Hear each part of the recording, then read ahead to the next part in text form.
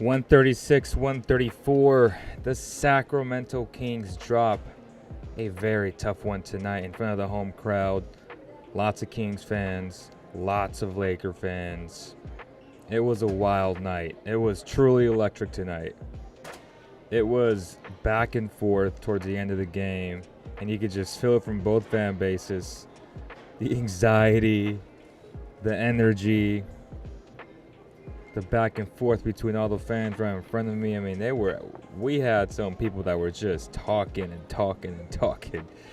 Oh man, I'm surprised there wasn't any fights tonight, if I'm being completely honest. But tonight was a game where the Sacramento Kings had no business allowing 136 points to a bad Laker team. Let's be honest. Right now, the Kings are a very bad defensive team. Mike Brown talked about it after the game, in post-game. We got the clips for that. We'll show it to you guys a little bit later tonight.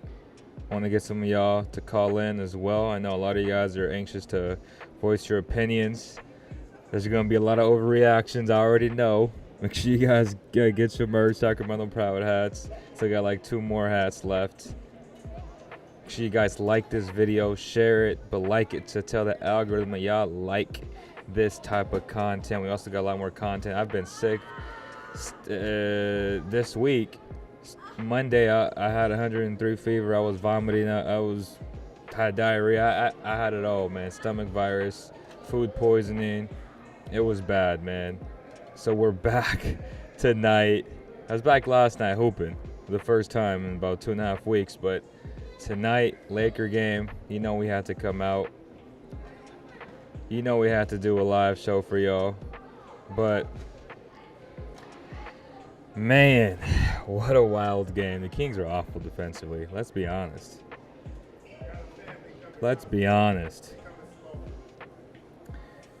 Man, so I know a lot of you guys are already in here. Gio says I was looking at the box score. I don't know. The Kings need a big piece. I just noticed their bench was kind of unproductive while their starters are good. Also, no Malik Monk. It's important to note that. Also, no Anthony Davis. Instead of looking at the big piece, why not look at some three-point shooting to improve the bench? What they need is defensive versatility, man. That's what they need. What the hell is the point for having Alex Len on the team? He should be playing too. Again, I just want Mike to stick to somebody. Right now, it's Rashawn. Give him a fair shot. That's all I ask. And we'll get into Rashawn, which is who I thought was okay tonight. Like, he wasn't bad. He wasn't great. It's hard to be great when Davion and TD are some of the decision makers in that second unit. You're not going to be amazing. Like, you're not. Okay? With no Malik Monk, who is really good in the pick and roll, it makes life very difficult. But for the most part, in 11 minutes, I thought Rashawn was solid. And we'll get into that. And a lot of you guys are going to start coming in. Make sure you guys like this video, man. Their overreactions already started. El Level says to bench Keegan. Come on, man. Stop it. You got to stop that. Lakers are very underrated. If a healthy AD was playing, the Kings get their asses kicked. Let's not get carried away. Stop it. The Kings play to the level of the competition tonight, and that's what happened. Okay? That's what happened. The Kings are minus 7.5, bro. There's no reason to believe that Las Vegas gave them that they laid 7.5 points. And y'all acting like, oh, they're not. The Lakers aren't good. The Kings made a lot of mental mistakes tonight. Like, too many. Trying to run Russ off the line for. I mean, the dude came into the game shooting 28%. Who are we kidding? Oh boy, we gonna start off the show rocking. We're going, Bass, give me a second, Bass. I'm gonna put you in the green room. Give me like 1 minute. Before we get into all the calls, man, let's give a huge shout out to our new sponsor, Taqueria La Perla Tapatía. and the sister store, Taqueria La Nueva Vallarta. Y'all can check their Instagram out right now, man. Straight heat. We're producing some awesome content for them. They have amazing food. A true Mexican food, man. From camarones a la diabla to molcajetes to carne asada to birria tacos, quesabirrias, all across the board. They have it all. They're amazing, locally owned, Mexican operated. Locations are in Roseville and Sacramento off Marconi. Their food is amazing. And y'all know when I recommend somebody that their food is good, because I would not recommend a place that's not good. And then y'all go to it and then y'all gonna come back to me and say, why'd you send me to a shitty location, right? That's not what I do. And for someone who is very critical on Mexican food, you know this place is good. They're extremely consistent. So shout out to Taqueria La Preta Patilla and La Nueva Vallarta. Let's put the box score up as well, 136 to 134. Give me 1 second. We got some calls in. Give me 1 second, Ty. Let me see. Okay. First call, Seabass. Seabass, what's up, man? You're on the show, brother. Uh-oh. Here's my nervous 5 seconds. I can't see myself, but can you hear me? I can hear you just fine. Okay, I don't know why is my picture showing up or no? Yeah, it's not. It's kind of now. Okay, I see it No, now. it's fine. Okay. Either way, man, give me your thoughts.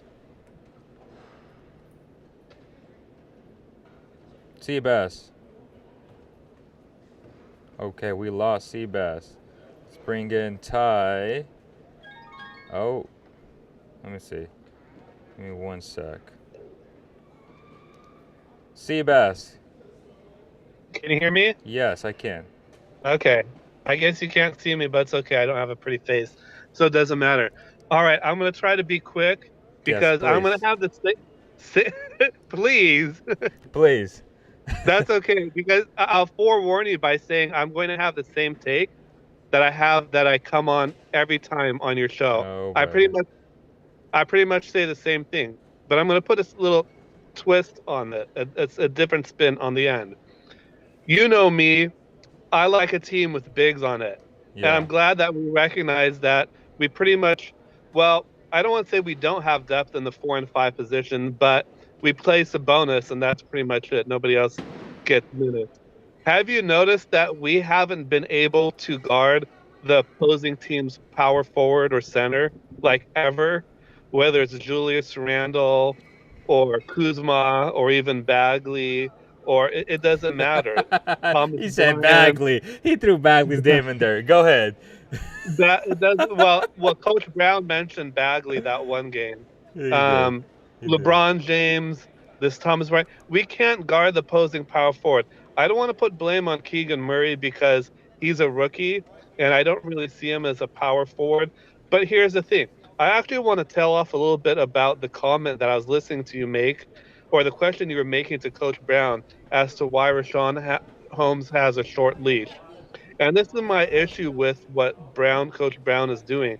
Is here's the thing: the Kings are slated to make either the playoffs or the play-in. Mm-hmm. I don't know what they might slide down a little bit, but I'm pretty confident they're going to go into postseason. That being the case, here is the thing: you can't.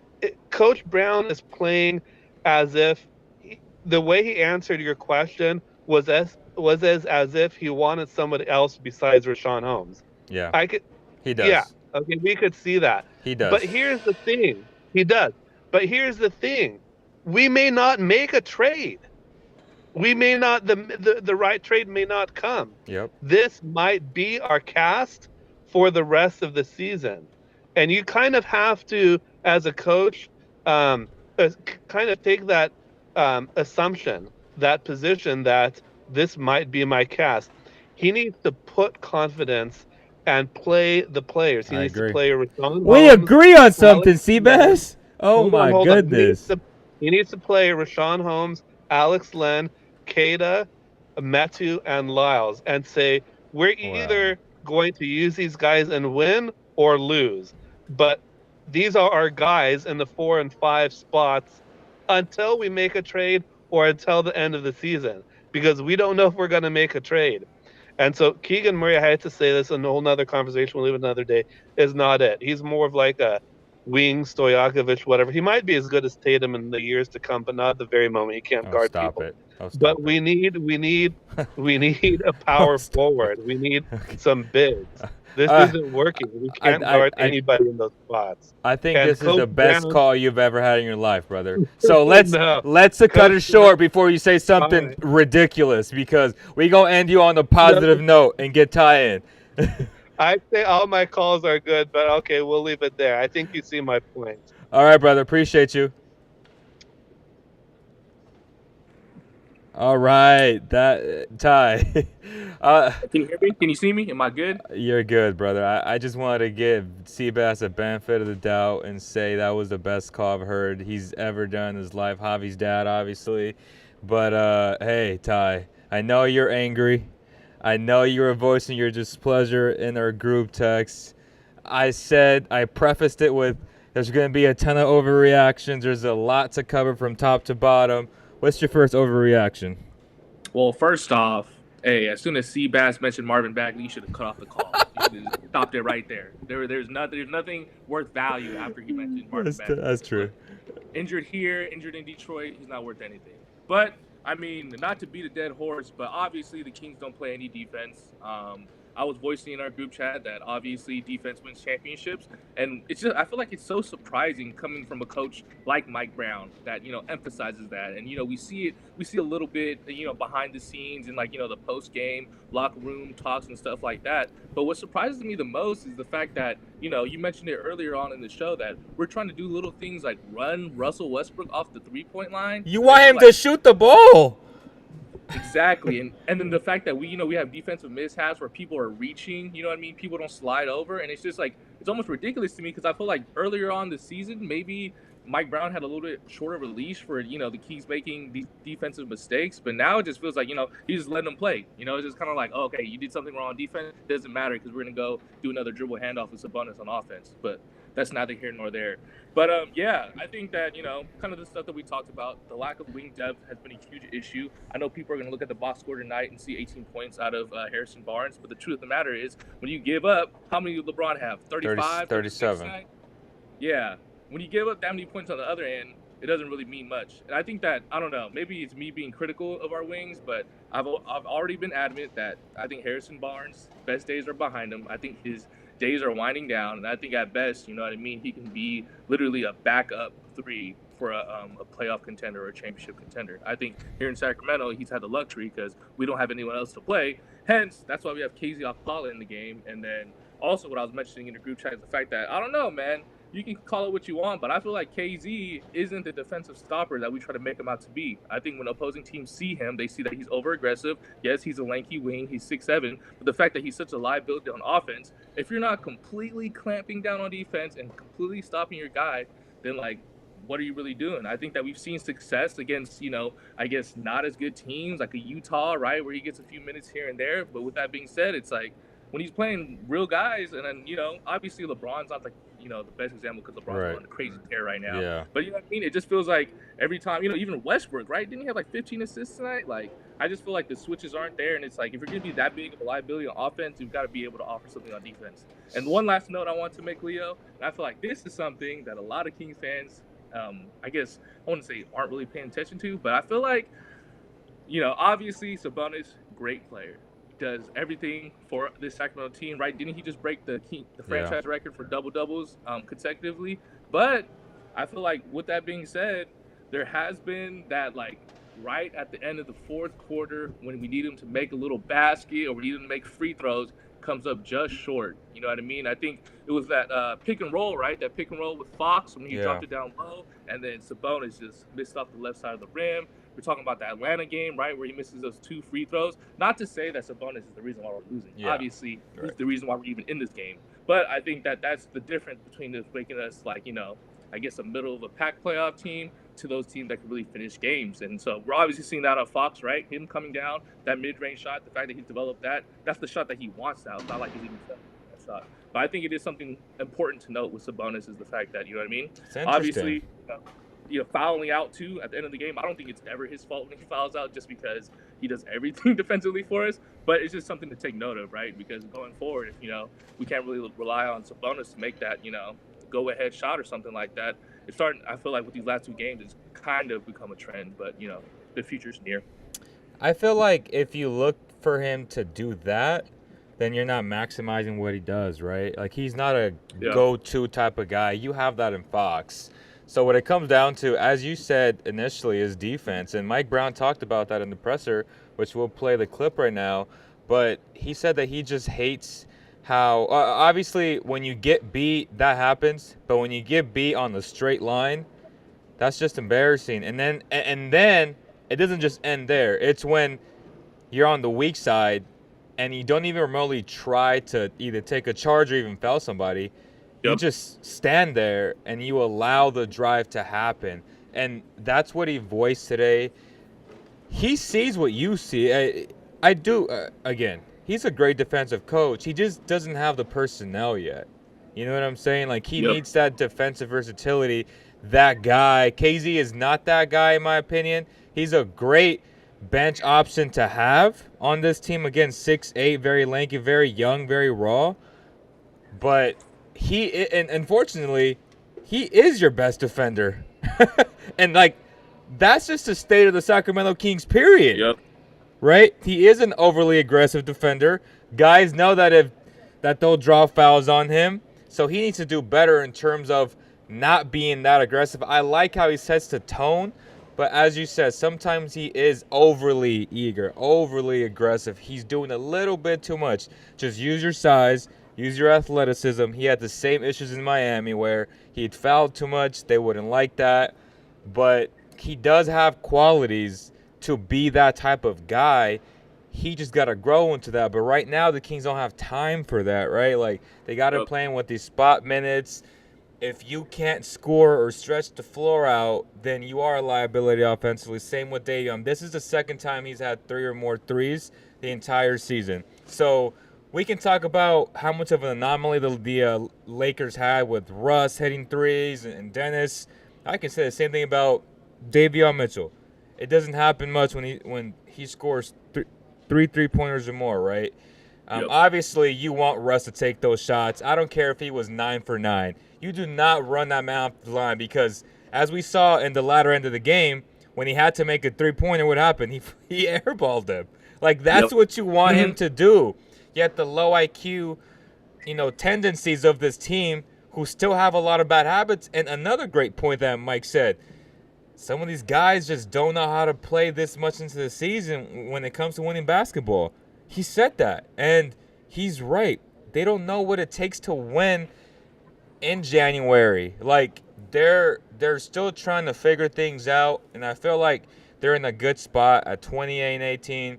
Not the start you want to this homestand at 0-2, but there's a lot of things that you can work on, little things that you can tweak here and there. But habits take time to break, bro. You know that. I mean, we see this shit all the time at 24-hour fitness basketball. When you grow up playing basketball, you develop bad habits, and I feel like a lot of these Kings players have it. Ball watching is one of the biggest ones. Kevin Huerter is awful at it. Malik is bad at it. Fox has gotten a little bit better at it, but he's still bad at it. Like, Sabonis has been their best defensive player all year long this year. So, and that's not saying much. I mean, right, like, he's not a shot blocker, but he does stay vertical. He does protect your paint.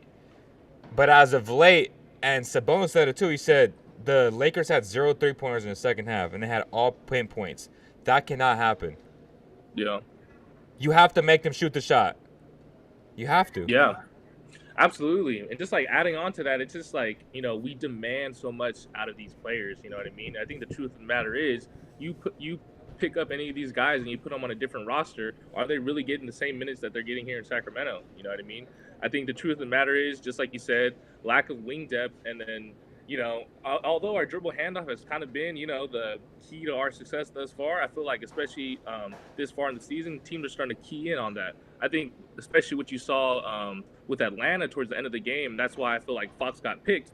Teams know what we're going to do towards the end of the game, especially when Fox is on like that, right? It's going to be like, you know, it's the Fox show and see if you can stop it. And I think that's why, you know, you saw a great play under DeJounte Murray with that steal.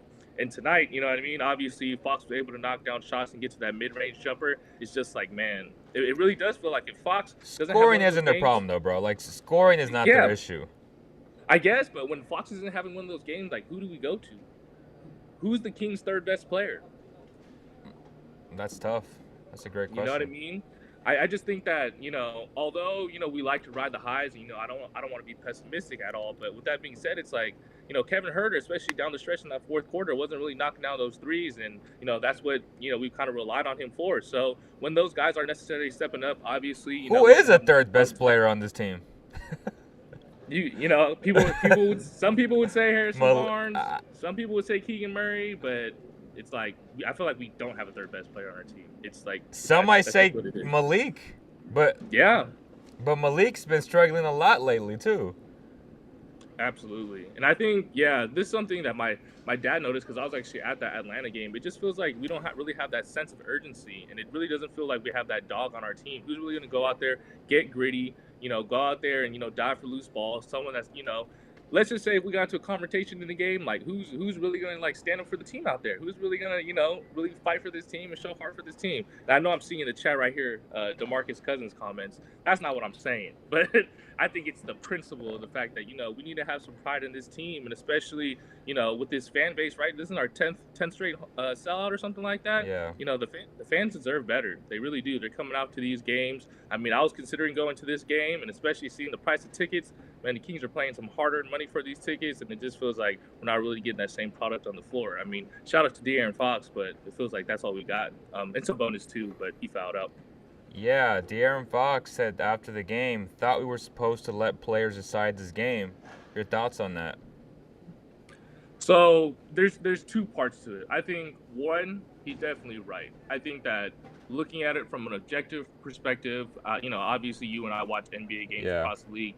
Like, I don't think there's a single, like, 50-50 call that ever goes the Kings' way. Maybe this is just me being biased, but it just feels like, you know, we see Fox getting hit. We see Sabonis getting hit. And then it's just like, you know, I was surprised Keegan Murray even got that foul called on LeBron, because that's the type of play that the Kings just that the Kings don't get. But with that being said, and being a small market, it's almost like, you know, it sucks to say, but we can't keep putting ourselves in this predicament for the, you know, for the refs to really decide the game. I think, you know, we definitely saw that in the the Utah game, right, where Keegan Murray fouled him on the three, I think that's what it was, or no, fouled someone on the drive, and then same thing with I think it was Keegan Murray fouled someone on the three in Utah, and then he fouled Trae Young on the drive and got the and one. You know what I mean? It just feels like we can't keep putting ourselves in these predicaments, especially in the fourth quarter when, you know, we have collapses and, you know, things don't necessarily go our way. With that being said, do I think that we get a bad whistle? Absolutely. Wasn't there a report that just came out that someone admitted that, like, the Kings, like, I think it was opposing GM or opposing assistant coach that admitted that, like, you know, go hard against the Kings because they're not going to get a good whistle. You know what I mean? So I think, obviously, we would love a better whistle. It's tough being a small market team, a team that gets one nationally televised game, especially with the fact that, you know, we got our other game taken away. But we also got to stop putting ourselves in that predicament. You know what I mean? We got to be able to close games and not make mistakes and make free throws. My goodness, make free throws. So who would you trade for if it came down to a guy like OG? Like, what do you want to give up? Everybody but Fox and Sabonis. I think that when you saw that the trade that I put up earlier, I don't know if you want to put it up on the screen, but I feel like, you know, if we could get a guy like OG or even a guy like OG and Siakam, I think that literally fills in all the holes that we need. I think every team in this league needs wing depth. I was just watching a YouTube video yesterday about how Cleveland, right? They got Darius Garland, they got Donovan Mitchell, they have Evan Mobley, they have Jared Allen, but they've been swapping in a bunch of guys at the small forward position because, you know, the wing is a prime position. I think when you look at the bigger picture, it's just like, man, Harrison Barnes, he's not that guy anymore. I feel like, honestly, he wasn't that guy ever. He was just kind of like a solid role player that can contribute on a contending team. But when you're demanding him to guard the opposing team's best player, when you're demanding him to make open threes and stuff like that, I feel like that's when some of his expectations start to crash. But yeah, back to your original question, who would I give up for OG Anunoby? I feel like the only real pieces that we have to trade are Davion Mitchell, Keegan Murray, and Harrison Barnes. Yep. So with some type of package around that, plus a couple unprotected first-round picks. Obviously, it's a little complicated because of the pick that we owed to Atlanta. But I think that, if we're able to, get a guy of OG's caliber, I'm not sure how many years left he has on the contract. I think, 2 years, right? 3. Maybe like a team Two, option on the last year yeah. or something. But, yeah, I think, what can we really offer? It's going to be Davion Mitchell, Keegan Murray, 2 unprotected firsts. Right. That's I feel like that's the best. That sounds about right. That sounds about right, bro. Kings fans are delusional sometimes when it comes to overrating their players. We both know that, and when we talk about other players league wide, man, there's a lot of value. There's a lot of wings that could be have. We think about guys like Vanderbilt and Utah. I know Phoenix wants him really bad, obviously, because he's a 6'8". Very versatile defender, very versatile basketball player who might shoot 1-3, but he gonna hit it at least at 36%, 37%, which is very good if you're playing with Sabonis. We got guys like the McDaniels in Charlotte, right? Man, there's guys to be had if you're willing to make that move now. But as you said, because of the Herter trade, it really complicates things. And we haven't heard of Monty in terms of a presser as of late, because the one thing that we have to ask that man is how easy or how difficult is it to call Atlanta, because none of us know this. Would it be to unprotect that pick? Like, do you talk to him and be like, hey, I'm giving you 25 or 2024? We don't know the complexities of how difficult or how easy it would be to get yourself out of the situation to then have to offer or be able to offer, say, a 2023. Because if you give up 2024, you can't give up 23 no more. And most of these teams that are willing to make trades at the NBA deadline, they want next year's pick. And it makes things complicated, because if you unprotect 24, that means you don't have a pick till 2026 to offer somebody because of the stepping rule. So the Kings are in a tough predicament. And the one point that Seabass said is the reality is this may be the team that we rock with to the playoffs. So as I said originally, Coach Brown has to do a better job to try and recuperate that confidence for a guy like Richaun Holmes, who they need that guy to go back 2 years ago in that timeline, right, where he was, putting up 14-9. Not to put up those numbers, but to play at that level as Sabonis' backup, because it's hard to play a big with Sabonis just because he operates in the paint. And when you do run a split cut action, you need wings to operate a lot of that weak side actions that we're seeing. Again, my issue, your issue may be different, but for me, I think this offense is beautiful. It's not predictable because it's all read and react. So, and tonight, LeBron made a lot of mistakes, and LeBron's a savant on the court. He was getting beat by Keegan off the weak side because he was so focused on that split cut on the strong side to where Keegan sees his face turn just a little bit. Boom. He back cuts him. Guess who finds him? Sabonis does, right? Or Fox. But to your point, in that pick and roll with Fox and Sabonis at the end of the game, that's a great look by Fox. And Sabonis just got to finish that. Like, Sabonis got to finish that. So I think he will. Again, tough stretch, right? Missing 2 free throws in Atlanta. Tough stretch, not missing that. You make that, maybe the game is different. But at the end of the day, it comes down to stops. You didn't get any stops. You allowed 136 points to a AD-less Lakers. Yep. I mean, you said it best, right? It's hard to find, the ideal wing to play alongside a guy like Sabonis because you need that spacing. When you mention stuff like that, does that ever make you think about, this offseason, Jeremy Grant was available, and we're seeing what he's doing in Portland. I mean, obviously, ideally it would have been nice to, trade back and get that pick and Jeremy Grant. But just solely if we're to look at it, would you rather have Jeremy Grant or Keegan Murray right now? And I think that's a rhetorical question. Right. Right. And again, Kings fans fall in love with their rookies. They fall in love with their players. I love Keegan, but at the end of the day, yes, I'd rather have Jeremy Grant on a 5-year deal for the next 5 years than a guy like Keegan. I'd rather have OG in a heartbeat. I'd give up Keegan so fast if that's what they would want, which is obviously what they would want. Like, why would the Raptors not want Keegan Murray? You know what I'm saying? Like, we have to be realistic. It takes a promising prospect to get a solidified 25-year-old, in a trajectory of being. I mean, to me, he's a star in his role. Like, he's a star defender. He has incredible upside offensively. He's a guy that can put up 20 points every single night. And in this offense, he would really, really succeed. He would really flourish in this type of offense. Where the Raptors run a shit offense, where it's all one-dimensional, where Siakam kills the ball with so many dribbles, where Van Vliet is complaining on national TV about his role change and why he's struggling. Like, bro, stop it.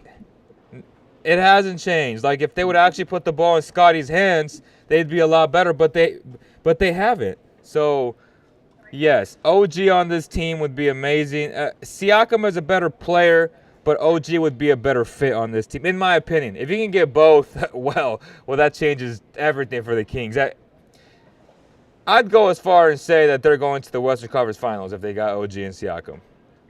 That literally plugs in and fills in everything. We need, yeah. Right? De'Aaron Fox, Kevin Huerter, OG, Siakam, and Sabonis. Man, just like to even imagine that is crazy. I think it's funny that you bring up the whole Siakam isolation thing, because I was just watching a video on how Toronto's about to blow it up, and I think Toronto is ranked like second or third in isolation on offense, and so I think it definitely looks like they're wanting to blow it up. I think Chicago is also one of those teams to keep an eye on as well, and then Charlotte's obviously in the Wembanyama race, and they got a couple pieces down there. But back to the Kings, man. Big picture, it's just tough, man. When on any given night, it just looks like we're rolling with the same guys that we got. Realistically, it's more likely that this is the squad that we're rocking with, for the rest of the season. And if you really look at it, I mean, I don't know if you want to take a look at the standings right now. I mean, we're ahead of, some good teams, or some, historically good teams in the last few years, like the Suns, the Warriors, and then, we're like half a game ahead of the Clippers. How likely are we to hold on to this 5th seed spot? You know what I mean? They need to make a move. They need to make a move. Period. And they got to make it fast, because if you wait till the deadline, it takes time for guys to acclimate, man. And we see this every time. The Kings make a move, and they might win the first 2 games, but after that chemistry is not there, right? And I would try and make that move now, especially because there's certain guys that can be moved already and not even wait. But again, it comes down to that Kevin Huerter dilemma, man. And again, I love the fact that they got Kevin. I love Kevin on this team. So it's not like I don't wish they didn't make the move. I just wish they had more clarity on the move. And I just wish they had like, okay, I'm giving up this, and that's all, right? Just like that's simple, man. But I'm gonna get Robert from Pensar Basketball on, bro. I appreciate you. No worries. I was hooping last night. At downtown? No, Fulton. I've never been to that one. Yeah, what's his name went yesterday? Chai? Yeah, Chai went yesterday. Oh, he went to that one? I didn't know he went to that one. So me and Tyson hooped last night, and we were ass, bro. We needed that. We needed that 6'3" size from Ty, baby. And he was like, man, it was like last second. Like, I know, bro. I know, man. You gonna be in Sac or no? I'm actually leaving tomorrow. So damn. My next time might be spring break. So I'll definitely keep you posted. All right, brother. I appreciate you. Right. Yep. Thanks for having me on, Leo. Yep. All right, Pinsari.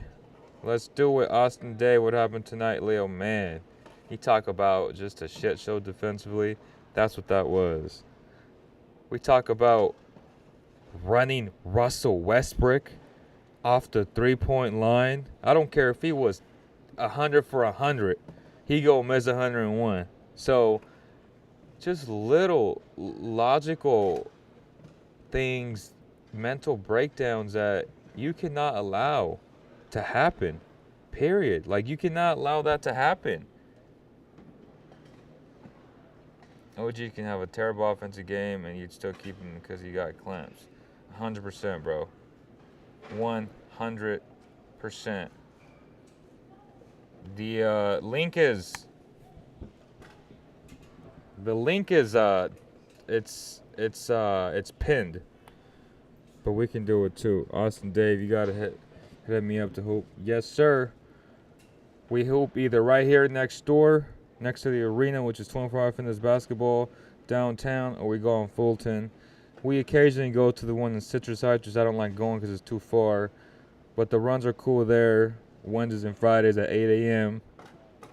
Kind of hard for me to do those now, right? But the best times for me are going to be at night. So if you can hoop at night, those are the times that I'd be hooping whenever I get a chance. Last night was the first time in 2.5 weeks. At first, it was a little bit sloppy in terms of my body, of how I felt going up and down. But you know, once the blood starts flowing, it's just muscle memory, and it's just when your competitive spirit kicks in. And for me, you know, I'm a guy that pushes the pace all the time. My head's always up, and if you ahead of me, you get in the ball, and we're just running.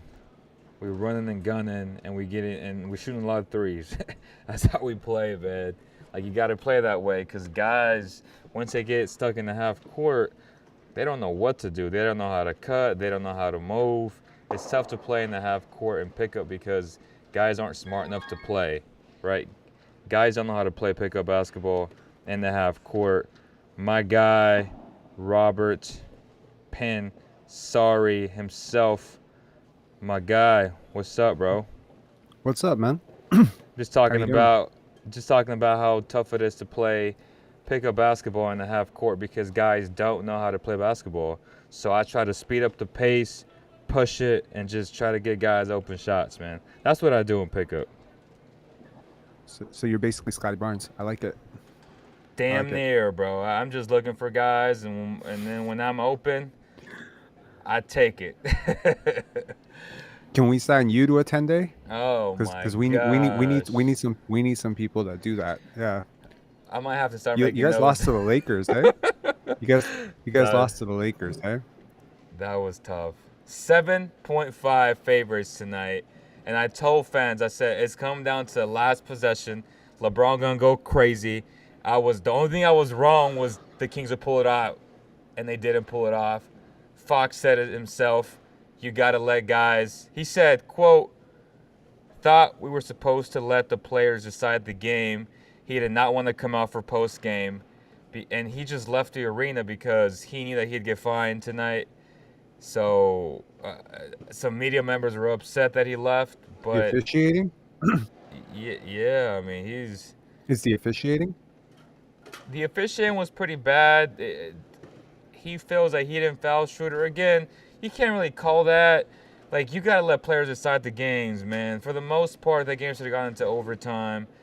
But they called that, and it just ruined, like, the whole atmosphere because you ended the game with, like, a bang-bang call, right? Like, you don't want to end games like that. But, you know, back and forth here. Ton of Laker fans. Yeah, it's good. How's my connection? Is it a little bit choppy? No, you're good. Okay, because I feel choppy here. But anyway, yeah, that's tough. I mean, you guys are what, 5th now? They're 5th, yeah. I don't know. When Steph comes back, I don't know. I think the Blazers are slumping hard, although it's a very good chance they're going to get a win tomorrow against the Raptors. But it seems pretty neck and neck between 5 everybody and 9. Everybody, yeah. Damn near. I mean, 5 and 10, 5 and 11.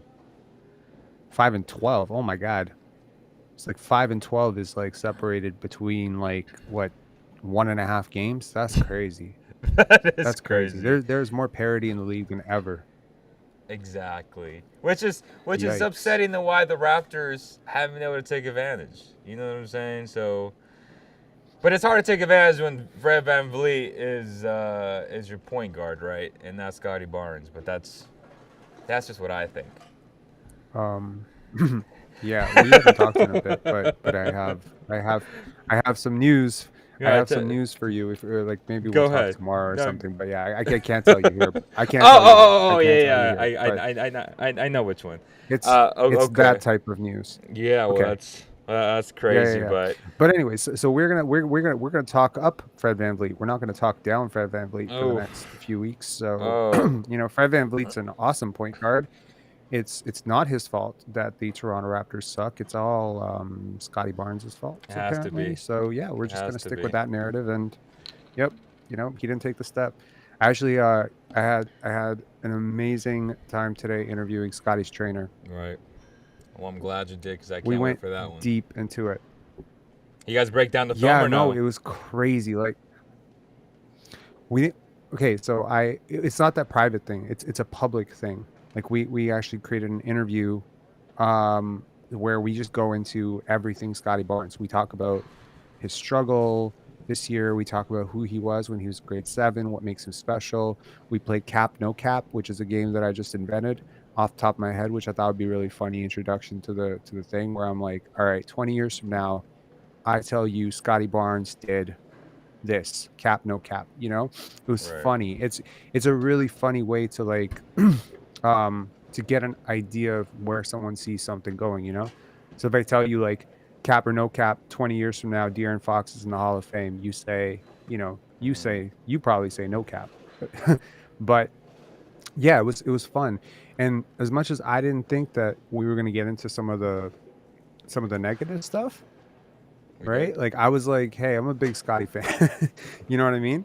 Like I don't think I want to be talking about his struggles with the entire media attacking him in Toronto. Like I don't want to be egging that on. And Brian's like, it's an incomplete picture if we don't talk about everything. I respect that guy. You got to address you got to address that. Yeah, but like the killer point of that interview, I was like telling him that the entire Prince Edward basketball community is such a huge Scotty supporter. Like we love Scotty. And then he's like, yeah, he's like, I'm sure, he's like, Scotty appreciates your support. He's like, if there's anything that he thinks, that he would want from you, it's that you call out his bad games too. Like more. And I was That's just fair. like, that is such an indicative. I think I've been pretty much more fair than, in the past, like the last few weeks, like calling out his bad games for what they are. But man, like that's such a good idea of where he is as a human being, right? That you would want basically your fan channel, effectively, like your fan club, to be calling out your bad games. And it's like, it's really cool. I don't know. I think it's the best interview I think I've ever done in my life. It's amazing. I can't mean, even, that's what you got to can't do wait though, for it to Rob. drop. I mean, again, like some might say you're the leader of the Scotty fan club, right? Sure, but you also got to hold him accountable. You know what I mean? Like you got to be able to say you're doing this wrong, you're doing this wrong, you're doing this wrong. But it's all out of love. It's kind of like, it's almost like tough love, right? Where you have a son. Yeah, and- but when you actually love, like when you actually love somebody though, you criticize different. You know what I mean? Like you do criticize different. You could say the same thing that somebody who doesn't like him says, in but a different it comes way. different. It sounds different. Sure. It's the exact same words. You know what I mean? You say like, Scotty, you had a bad game. Scotty, you had a bad game. If one person hates him, one person loves him, it feels different coming. So it's kind of cool. But yeah, like, I mean, I heard you were talking about some trades. My ears started sparking up. You were talking about getting OG and Pascal. You want to offer me every single pick for the rest of your life? The next 50 years?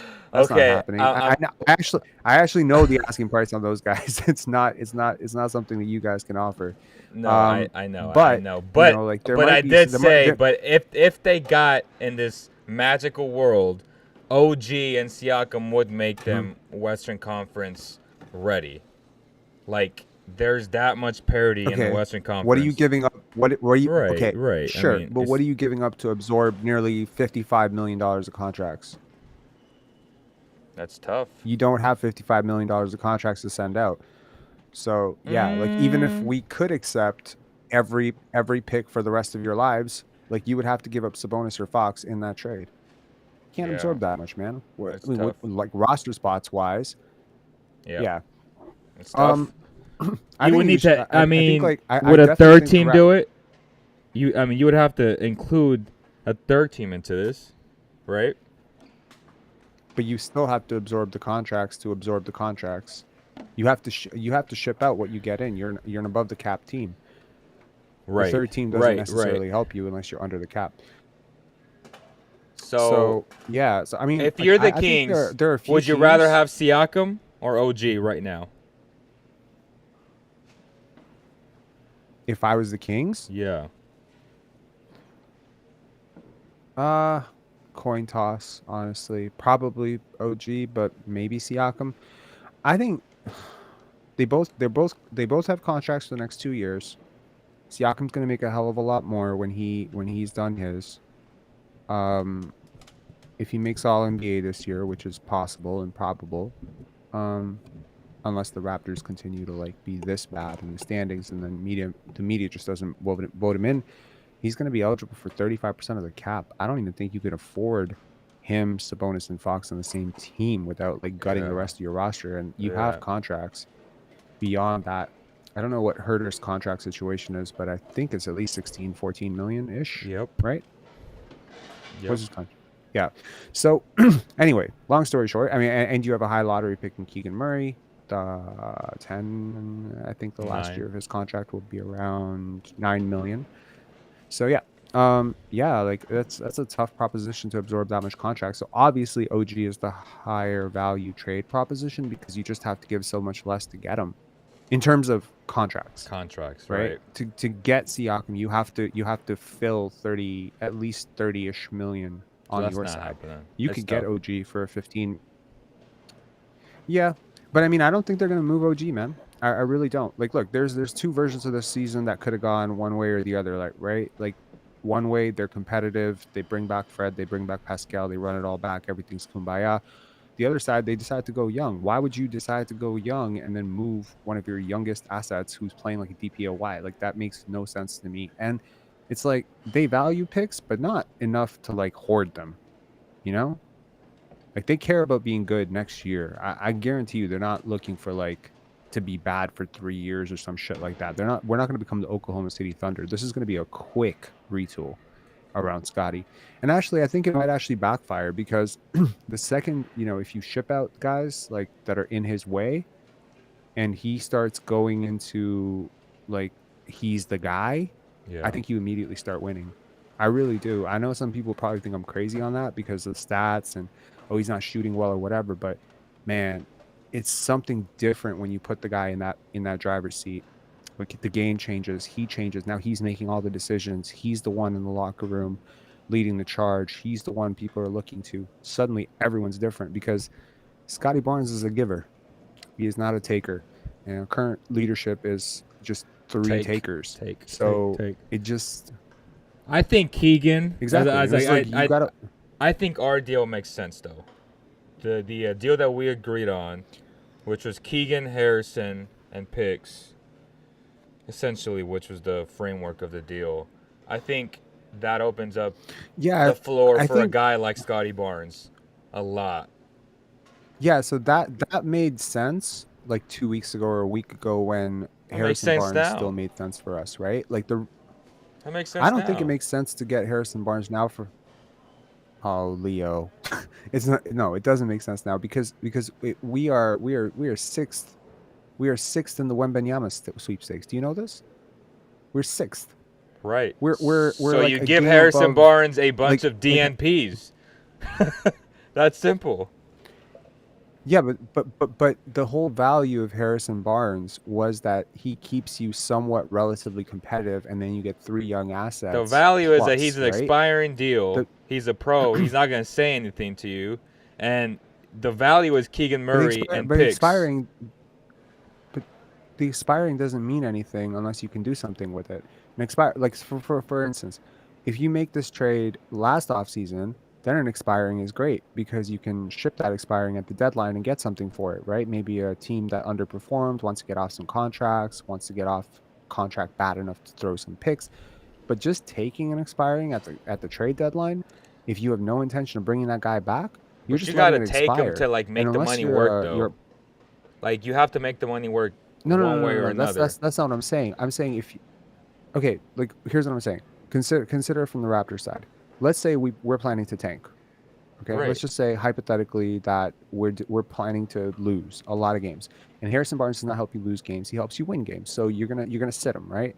Of course. He has no value to you. No, he has no value. Leo. Yeah, but you get Keegan and you get picks though. Like that feeds into what you're doing. Yeah, but then the deal is not Harrison Barnes plus Keegan Murray plus 2 picks. It's just Keegan Murray and 2 picks because Harrison Barnes is 0.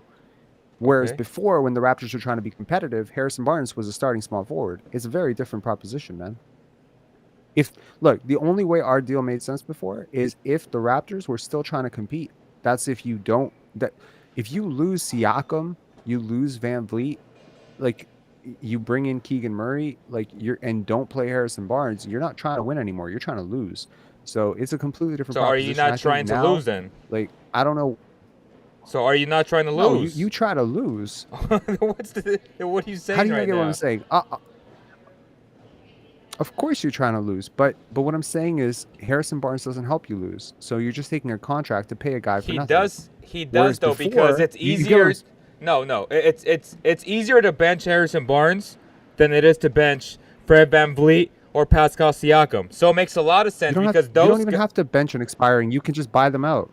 You can just buy them out. If you have no intention of playing them, you just buy them out. Right, which again, what's the point of benching them? Listen to me. So you can't buy out Van Vliet. You can't buy out Siakam.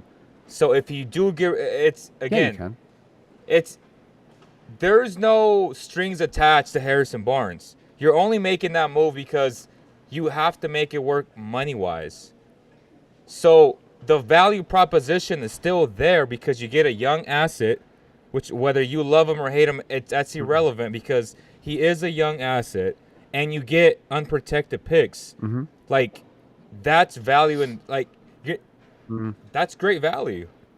Let's just put it. Let me put it this way. I got a sniff of some of the offers that are out there for OG Anunoby 2 days ago. I promise you, they're a little bit better than Harrison Barnes, Keegan Murray, and a couple picks. That's all I'm gonna say. They're just a little bit better than that. That's what I'm gonna say. So like, they're not accepting those offers. So if they're not accepting those offers, and I promise you they are better.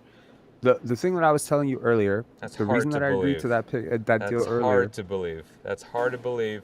And those picks, and as the season progresses, if you keep on losing, if they're not going to accept that now, those deals will get worse. I promise you that.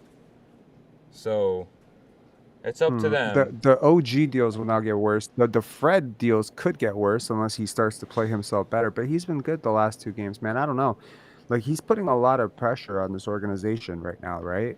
Like, he is. Like, he's leaking all sorts of shit. He's Trade him. getting his cronies to, I mean, obviously I would have traded him 2 years ago, but that's neither here nor there. The point, of course, is that, right now he's Mr. Bet on himself because he's like you ever seen a cockroach fall into a toilet? I mean, I do it flails sometimes. about a lot, right? Yeah. You fell into the toilet. No, I'll grab a cockroach and throw it in the toilet. No, that's what I'm saying. Have you ever seen a cockroach fall into the toilet? That's kind of what Fred No, VanVleet is right now. That's I haven't a perfect seen analogy for yeah, like, I mean, it's just what it is because it's like, you have this guy whose back is up against the wall. He's facing the biggest contract extension of his life, right? And quite frankly, like, he doesn't have any leverage here. He's playing terribly. He's an undersized guard. He's approaching his 29th birthday. He hasn't played well, and so he has to play the blame game. He has to now show, like, oh my God, I turned down this 4-year 114 offer. Didn't help Dennis Schroeder, buddy, and it's not going to help you. Same shit. It's the same story. It's the Dennis Schroeder story all over again. Well, I yeah. don't know. I mean, I Dennis think, is actually I don't know. Like, bursty, though. I feel like, But yes, you're right. You're right. yeah, like like are you like, okay, why do you guys aggressively need to make a move right now? I mean, you're still technically fifth. I know you've lost a few games, but why tell me Because- why you desperately want to make an impulsive move right now?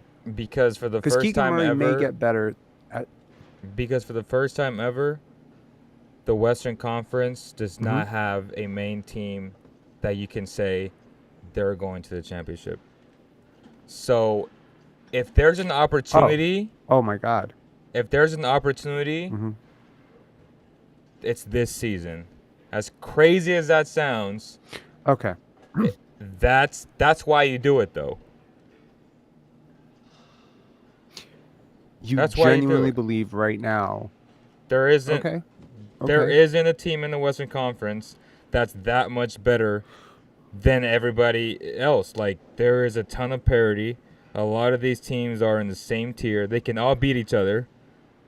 And you're one really move think so? away. I know so. I mean, I'm watching these teams play every single night. Come through here.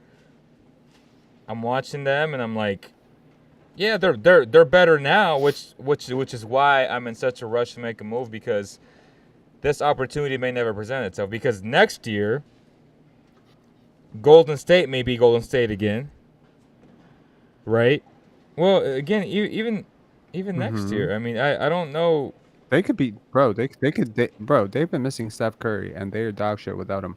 But I'll tell you right now, like, if they actually do have some young assets that they could flip for immediate help. Like, if there was ever Right. a team that 100%. could actually absorb a Pascal Siakam, It's them. that's them, right? He fits in with everything they're doing. He would fit right next to Draymond Green. They can offer like the world. I don't say the world of picks, but they could offer quite a few picks. I don't know what they would offer in terms of contract back. They could give you Maple Jordan back. I don't know. Andrew Wiggins is a pretty good player. Yeah, like, I think they have young assets. So, like, would Golden State do Andrew Wiggins plus Moses Moody plus Jonathan Kuminga plus a first for Pascal Siakam? I think that helps them a lot, actually, because then they have Jordan Poole, Draymond Green. You know what I mean? Like, they have Steph Curry, Clay, and that's a freaking dominant starting five. That's So I interesting. think, okay, let me ask you a question. If the playoffs started today, y'all are facing the Dallas Mavericks in the opening round, right? Mhm. You think you beat them? Yes. You really do? Yeah. You think you beat Luka in a 7-game series? Yes. Okay. Just because I don't So trust. then Just the because next I don't trust round. everybody else on that team. Okay, and then in the next round you would face probably Denver, and you think you could beat them in a No. 7-game series? Michael Porter Jr., Jamal No. Murray. No. No. But you guys just beat them in the regular season, albeit. So it's interesting. You have a lot more faith in beating the Dallas Mavericks than the Denver Nuggets. Denver Nuggets. That's interesting. So Denver so Nuggets what, are the best. So what is the gap between Or the best team on paper, but even them, they don't really scare you like that. Like, they're not the Warriors of last year. by a half a game? If I was you, I would be so much more afraid of the Memphis Grizzlies, my friend. You guys do not match up well with them, in my opinion. Jaren Jackson Jr. is like I a think we nightmare, match up. and I think John we match up Morant better with them than we do with against- Denver. If I'm being honest with you. Really? Yeah. How have you guys guarded Ja? With De'Aaron Fox, I think that's tough. That for also me. means that he. I don't know, like, that also I means that think- he has to guard him, which he doesn't even remotely try to, because they put everybody else on Fox besides Ja, which is a minus point to John That's Morant's fair. competitive spirit, by the way, because Fox actually guards him. That's fair. I think they're a deeper team, like a way deeper team, and I think that might serve in their favor. If they're all healthy, I if yeah, if both I think if they're Denver's much healthy, deeper. with with No, Jamal the Murray, Grizzlies. AG. No, that's why I'm disagreeing with you. If the Nuggets are healthy, they're the best team in the West. Not by a lot, but like they're the best team in the No, I'm West. telling you, I'm saying the Memphis Grizzlies are the deepest team. They are the deepest team. They are a deeper team.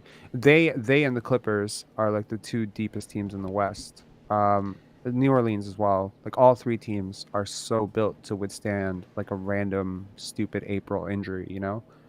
And those injuries happen, right? They happen every year, especially with like pace of play running up and stuff. So I don't know. Like I see like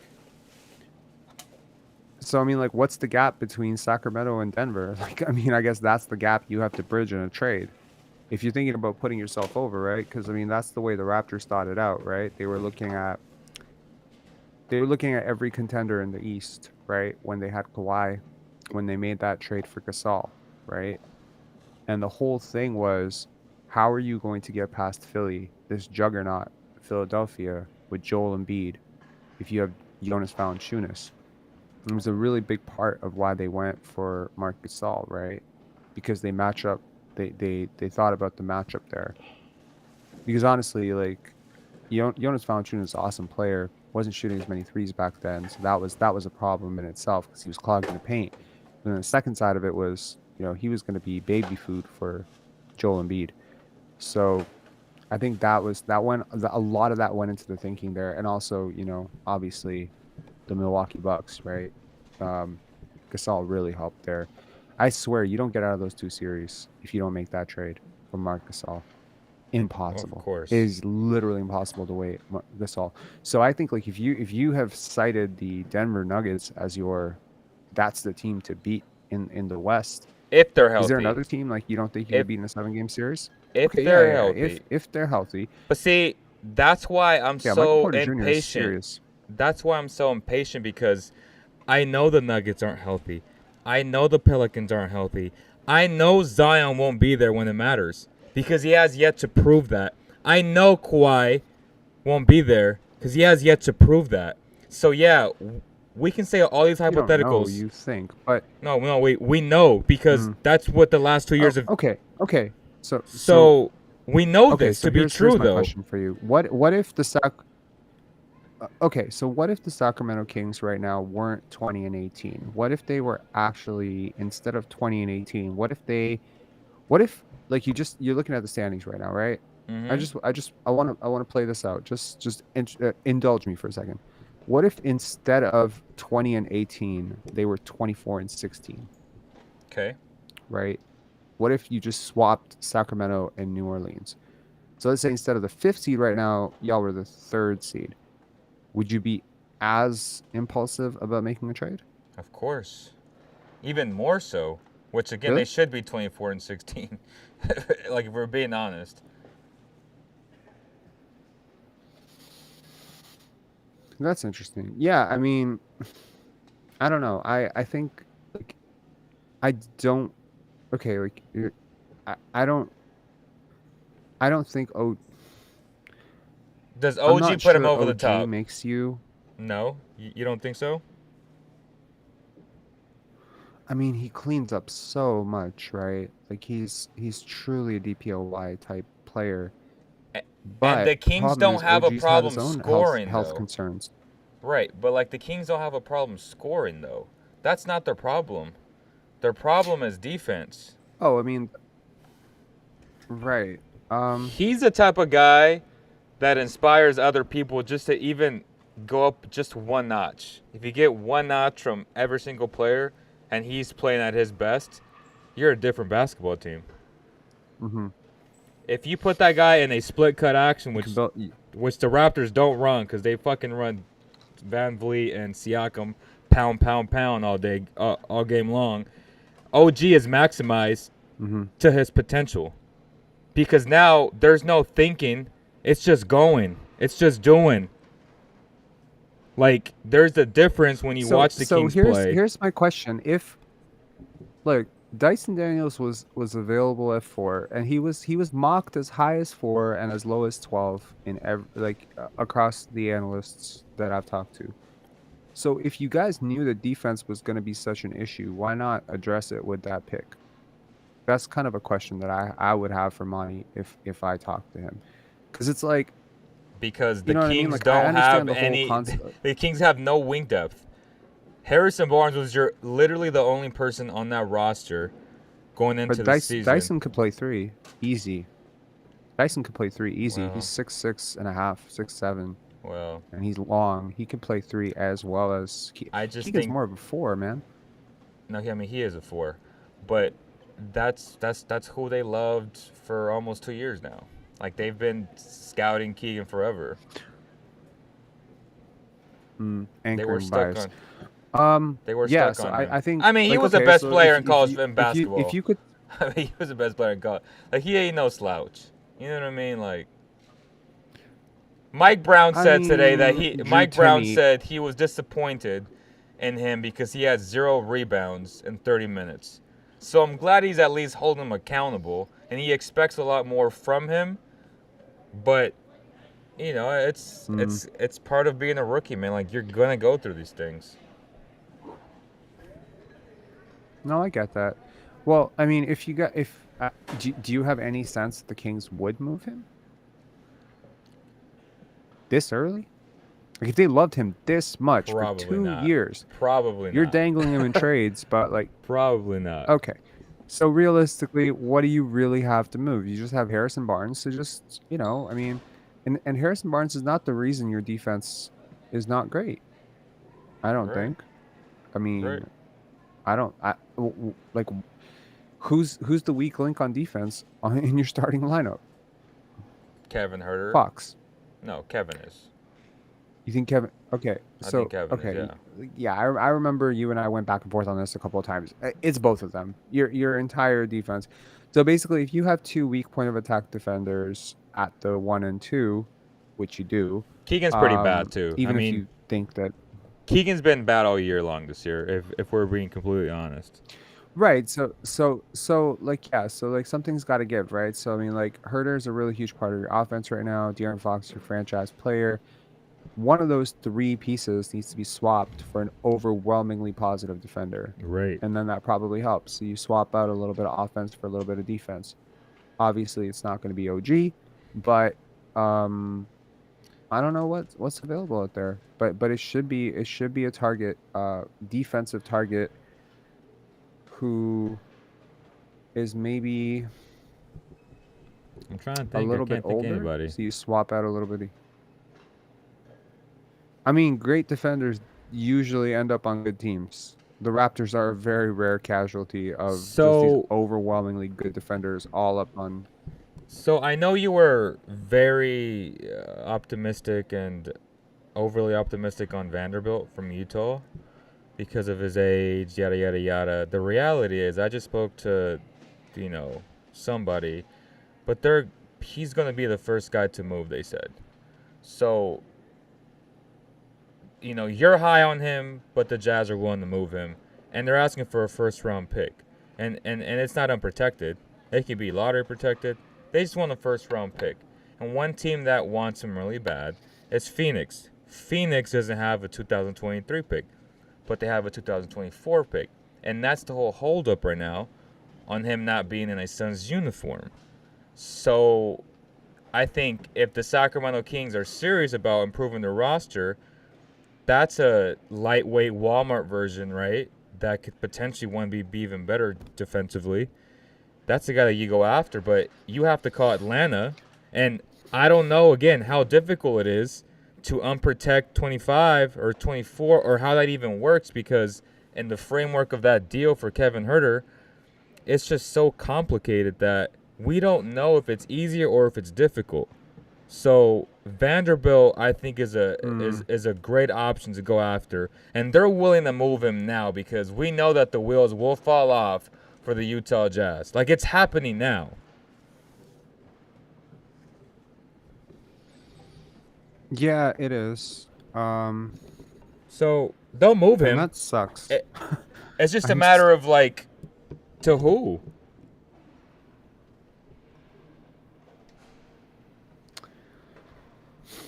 Does Vanderbilt make you that much better, though, right? See, the like, that's the question. No, because it comes down to minutes played, right? Like I could put an overwhelmingly positive defender on my roster, but if I can't play him 30 minutes a night, it has somewhat of a reduced return, right? It's situational. Like for instance, let's say for instance, I happen to know that maybe OG Ananobi might be sorry, not OG Ananobi. What the hell am I saying? Sorry, it was that was a slip. Chris Boucher might be available, right? Right. Chris Boucher is a pretty okay defender. Um, Analytics look okay. He's a good rim protector. Scrambles well. Tries really hard. Hustles pretty hard. Kind of stupid sometimes on offense, but he He tries is. really hard. He crashes the offensive glass. But how much is Chris Boucher going to play for you, man? Like, you know what I mean? Like, I mean, he would definitely, I think he would play above a lot of guys that you're playing right now, but he's Chris not going to Boucher is a start. good fit, though. So it's like, Chris Boucher is a good fit with Sabonis. yeah, he does complement him pretty well. And I mean, if you can get his shot going again, like he used to be a pretty okay shooter. He hasn't been for the last couple of years. It's been really streaky. But, you know, he rim runs. He doesn't need the ball a lot. If, you know, he has a coach like Mike Brown as opposed to a coach like Nick Nurse, who's just all, you know, loose with his offense, there's a lot of guys who could probably look a lot better offensively than they do right now in your system, right? Because of the opportunities that the Sacramento Right. Kings system generates. So I guess I would look at, you know, if I was the Kings right now, I would look at what are the 4 or 5 least efficient offensive systems in the league? Because in those systems, the stats would be down a little bit, especially like pace and stuff. Do you know what I mean? Yeah. If their pace is down and your pace is up, in theory, I mean, like obviously a smart GM will know that they're to pace adjust per 100 possessions on the points.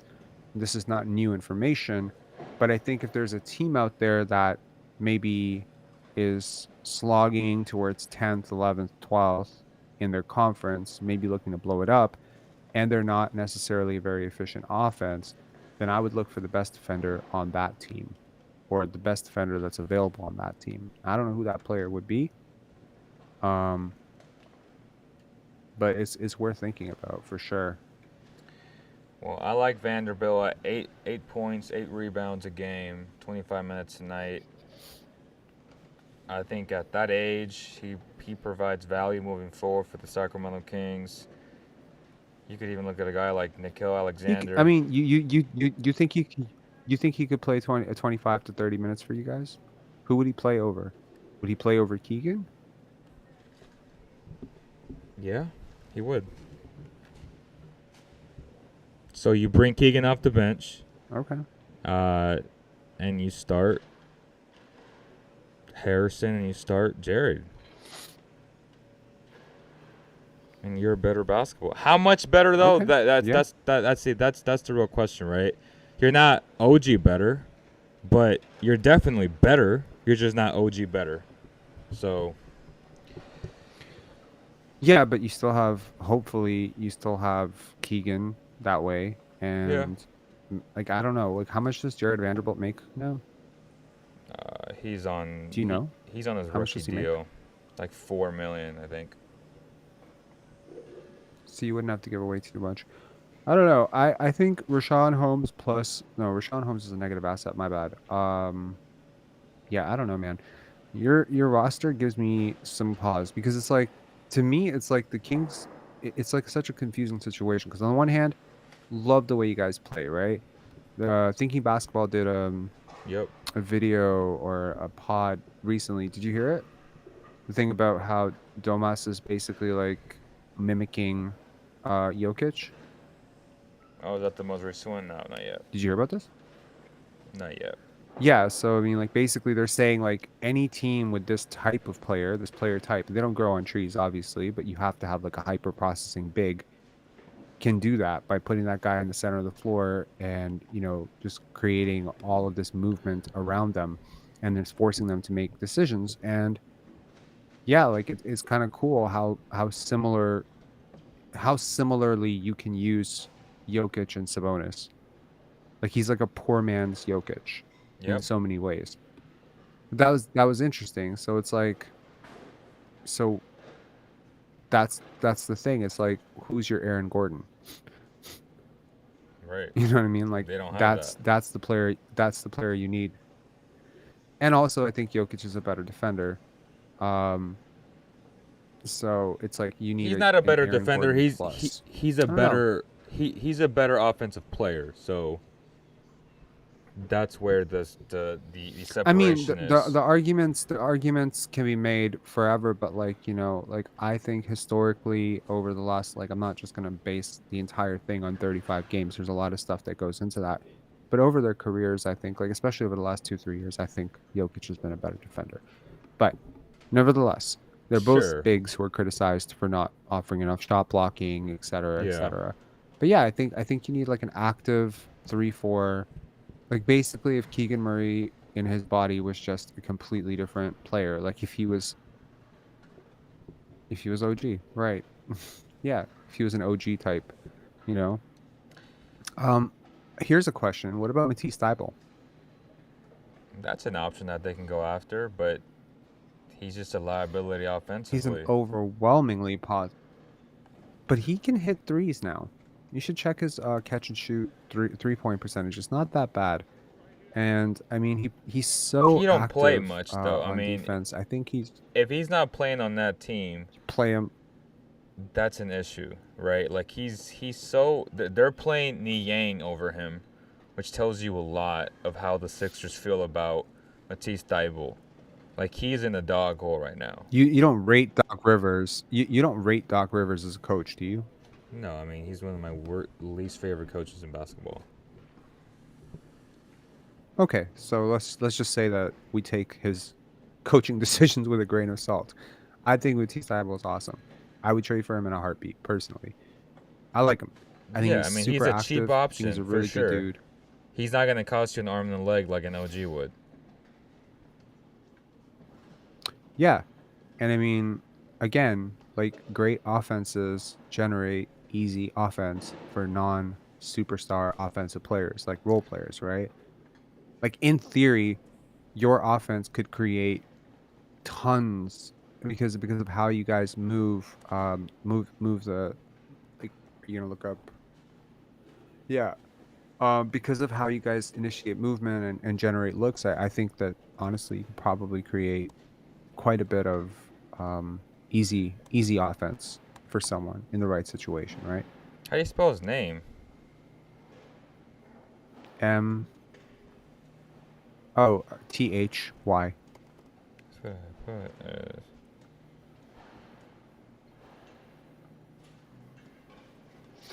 Jesus Christ. His pull up What's up? is a 91st percentile. His catch and shoot is a D plus. Openness. I mean, he's always going to be open because teams are going to let him shoot. Yeah, I mean, he gets shots with Joel Embiid. He just doesn't hit them, man. He's just a bad offensive player. Joel Embiid is not a great passer, man. He's not a great passer, but he generates a ton. He generates a ton of open looks for him. Yeah, I mean, you're playing with three very dynamic players in Embiid and Maxey and Harden, but I think if a guy like him is willing to take threes that are in rhythm and open, and he's able to hit them at least at a 32% clip, which it seems he probably could, given how open he will be, then I think he doesn't hurt you. 32% three-point shooter doesn't hurt you. It doesn't hurt your offense at all. It doesn't help your offense, but it doesn't hurt your offense. So if all he does is rim roll and shoot threes, right? That's how I would use him. Like if I was a contending team and I wanted to trade for Matisse Thybulle, I would generate a role for him that was basically like 3 and D. I would get him to intensely work on catch and shoot 3-pointers and nothing else, and then everything else is just dives to the rim. And if you have an offense that's constantly moving, there will be opportunities for an athletic, long, active guy like that to be able to get behind the defense a few times. I don't know. As long as he's not clogging up the dunker spot, which I don't think he would be. If he can be initiated as a screener, which I think like he's a pretty physically strong dude, I don't know. I think there's like a version of this world where he can be used. Like, you know what I Oh, mean? he's definitely you. He's a guy that holds value for other teams who can't guard their own shadow. But that may be the cheap route that they take. I think he's available. What would it take? Who knows? But it's a windy ass night right now. I'm getting an advisory that it's dangerous on the road. So I'm gonna get going. I'm gonna leave this beautiful arena. The workers are cleaning up right now as we speak. Rob, I appreciate you. I can't wait to watch that Scotty Barnes trainer video you got for us in store. But man, I'm excited to hear it. All right, man. Best of luck. All right, boys. I'm excited to cut it. All right. Take care, man. All right, big See ya. dog. So that's going to do it, y'all. I appreciate you guys as always. Not a good night, but we'll see you guys on the next one, man. Appreciate y'all. Peace.